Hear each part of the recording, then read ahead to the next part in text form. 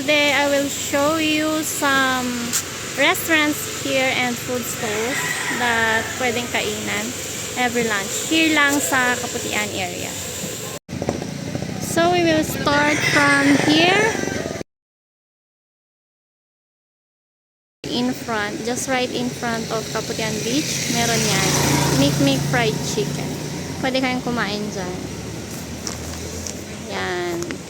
And they sell rice also. And then, here sa first crossing, galing po ako sa Kaputian Beach ha, meron ditong restaurant din. Maliit siyang restaurant. Puntahan natin. Yan. Meron silang mga tables here if you want to eat outside. And this one is their Carinderia. And this one. Yan. Pwede kayong kumain dito. And their menus are ganyan. You will see. Mongo. Ay, wala na. This na. So, here. Ganyan siya. So, let's continue walking over there. In this street, ito na yung street where Kaputian Beach is. Ayun. Doon yung Kaputian Beach. And we will go this way. Straight lang siya. Meron ditong maliit na karinderya. Meron silang mga karinderias here.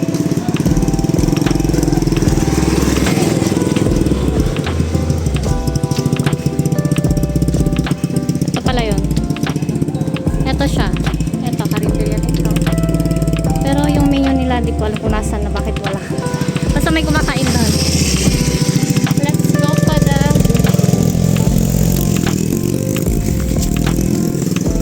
so in here you can buy also lechon manok. Yan. Lechon manok.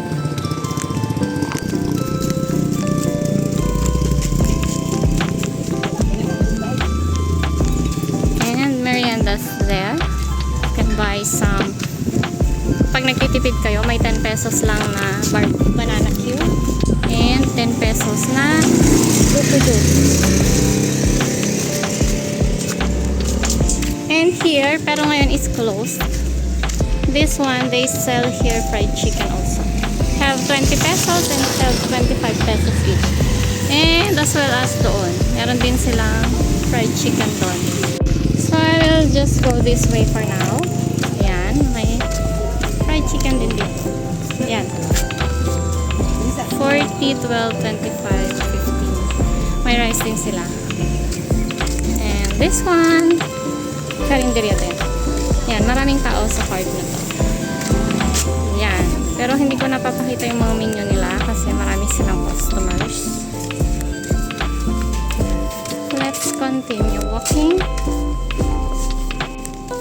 You can buy some lechon here as well. Lechon manok. Pero hindi ko pa na-try dyan. Bumili. And here some meriendas. Siomai. 5 pesos each? Ay, wow, ang mura. 5 pesos each. Bili tayo ng siomai kasi ang mura. 5 pesos each. Tingnan mo muna talaga dito. Kaya ate lang. Ano pong pangalan ng ano? Tindahan mo? Wala pa po, bago pa lang po kasi ako dito. Bago pa lang daw. 5 pesos. Pero hindi ka malulugi niyan, te. Hindi naman, kasi hindi naman. Okay. 5 pesos. Ito pa lang yung nakita kong as in, mura. 5 pesos. Ayan, I bought for me matcha kasi favorite ko talaga siya, matcha. And super mura kasi nung tinda ni ate, 55 pesos lang to. Samantalang sa iba, it's 65 pesos. And her siomai is only 5 pesos. That's the first time na nakakita ko ng ganun. And we will try test. Meron din karinderya dito na maliit. Yan. Casserole. Dito, wala na. Fruits. Ikot tayo. And this one, Pedong's Cafe, ito yung pinaka-famous sa mga Russians kasi This is a vegetarian restaurant. So, dito madalas bumibili yung mga Russians. Oh, and kapitbahay namin ay nandito rin. What? Alex. Hello! Alex here. And Sima there. And they're already eating. What are their menu here? May parang adobo siya. Ano yung adobong potato? Hindi makita.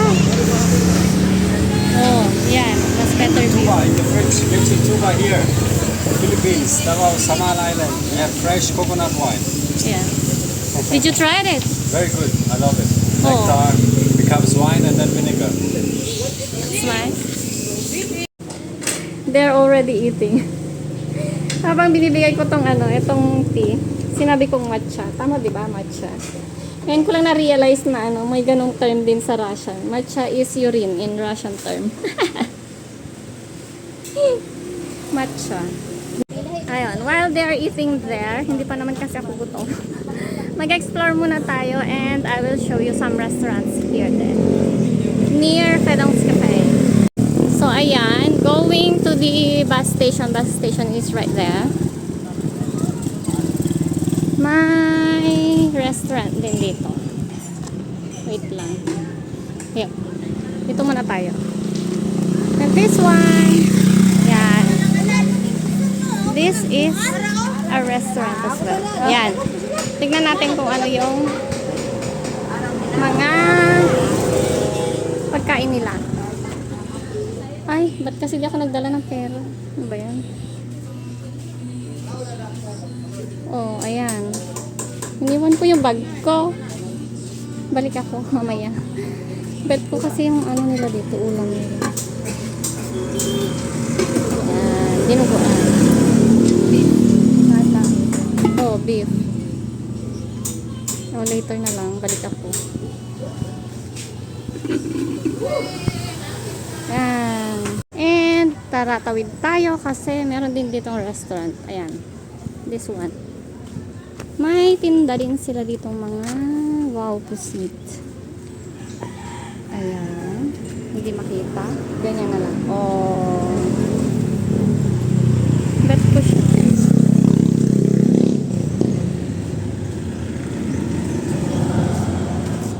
Ayan. Ay, may ano rin sila. May sinugong yung baboy. Magkano po ganito? 60 po. Gan- Lagyan ng pipino. 60. Ito. Kumba. 60 din. Uy, 60 pesos. Isda. Ito po. Tapos sa rib sinigang. 60 Rib sinigang, din. Saka may 60. inalang na ba? 60. Wait lang ate. Lahat ng karne. Magkano pa? Lahat ng karne po, 60. 60? Ay, ba't? Ang mura. 60 lang. 60 per order. Tapos yung isda at saka yung manok, 50. 50. At saka yung nukos, 50. Ano yung mukos? Yan ito, squid mo. Ah, squid. Ito daw, 50. Chicken 50. Fish 50. Others 60. Ah, ang mura.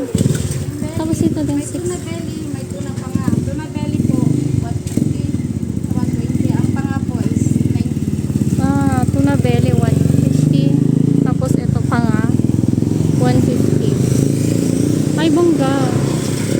Wait, parang gusto ko yun. Wait lang. Sige, balik tayo. Ayan, I will go back to Tadong's Cafe kasi since wala silang meat and I wanna meat, I will get my bag because my purse is there. And pupunta tayo doon ulit sa pinuntahan nating restaurant and I will buy some meat. Ayan, tinanong ko si ate doon kasi may tinda silang humba. Tapos tinitigan ko siyang maigi. Yung humba nila parang adobo. So tinanong ko, ate, ano pagkakaiba ng humba sa adobo? Sabi niya, yung humba daw is matamis. So, napaisip naman ako. Kasi ang nakasanayan ko talaga, tsaka favorite ko na luto nila papa at ni grandma is adobo. Adobo na matamis. So, hindi pala siya adobo. Ganon. Humba, tawag doon. Tama ba? Yan, nakakain na kami ni Hana. So, let's continue. Papakita ko yung ibang restaurants pa dito. this part of the road, dun sa may Fedong's Cafe. Ito siya. Ito yung susunod. Jari's Kitchen. Lechon manok bulalo, balbakwa, barbecue, at iba pa. And they sell here. Marami. Yan. Oh. And I tried there. Ito. Ano na nga yun? Yung soup nila dyan. Masarap din. Yung kalimutan ko yung pangalan. Ano ba yan? Yung beef. Bulalo. Yun. Yung bulalo nila. Okay naman. And on this part of the road. Yan. Wait lang. Tawid tayo. Dito ako laging bumibili ng foods. And laging mabilis maubos yung kanilang foods here. Since 2 o'clock na, kaya konti na lang yung natira. Ayan. Lagi yan. Munggos, sotanghon, pork ginamay. May mga pangalan talaga na nakalagay. Yan. And I will always buy here. So, let's continue walking. There's dito kami bumibili ng liempo. And meron din silang chicken. Dito naman kami bumibili ng barbecue. Nagbebenta po rin kayo ng barbecue pag umaga? Or gabi lang? Ay, pang gabi lang daw. Maya pa, mga body. 4 until 8:30 daw. Yan. Okay, sana pag lunch din. 4. Diyan. Tapos meron din 7-Eleven sa mga may gusto. Meron din silang mga foods dyan, syempre. Pero, yung mga nakapack. Yung mga meals nila. And here, Johan Snack House and Barbecue. Yan. Johan Snack House and Barbecue. Tapat lang siya ng 7-Eleven. Meron din dito kainan. Like this. Yan. Nasaan yung menu nila? Hindi ko makita. Dito rin sila may binibenta rin sila ng mga barbecue and mga balot paggabi. And meron pa dito Happy Dealer Dombase Store. Yan ba yun? Yan. Pero walang tao. And yun na yun. Wala nang iba. Wala nang mga ibang food house here or mga restaurants, stalls na pwedeng kainan. Yun na yun lahat. Here only in Putian Public Market. So, pili na po kayo kapag punta kayo ng beach. Pili na kayo kung saan nyo gustong kumain. And that would be all for today.